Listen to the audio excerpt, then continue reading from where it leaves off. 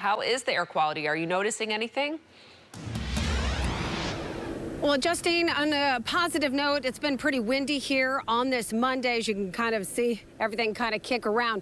But that doesn't mean that this caused a lot of commotion and a lot of concern for residents here. It was good to get a warning. On Monday, Benicia residents addressing the fire that broke out at the Valero refinery around 9 a.m. Yes, so we had fire crews on site, and we also had regional other fire crews that reported on site as well as the Bay Area Air Quality District that provided portable monitors for our community so we could monitor the air impacts, as well as Contra Costa Public Health. You guys did a citywide alert. Tell me why that was important. The alert was for shelter in place if you smelled smoke, so close your windows and doors and just make sure you're in place and not breathing in any air that might bother you. That has since been lifted for residents. Colette Scow is a spokesperson for the city of Benicia. She says city officials will continue to monitor the refinery and work with the plant on the investigation on why it happened.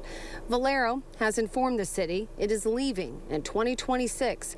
Scow says that the facility contributes about $13 million annually to the general fund. They are working on finding another operator or another plan for the large area. Well, the refinery is a threat to the health and safety of the community. It always has been. Today's, a sad example of that. Happily, to my knowledge, even though we had to shelter in place, and I'm sure it disrupted the schools and businesses and placed a burden on city services. Happily, to my understanding, no one was harmed physically at this time. But it's a great example of why we need to close the refinery and why it should stay closed and why we can invent a new modern vision for this town post-refinery. Dirk Fulton has lived in Benicia for several decades.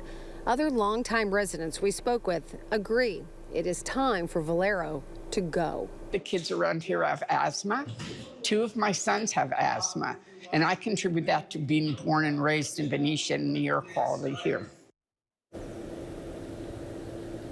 Now, speaking of air quality, as you mentioned, Justine, we're not necessarily smelling any smoke, but some people have said that they have smelled smoke throughout the day. So still a lot of concern here, but the city officials say that they are very much on this and they are working on the investigation as far as how this fire even started.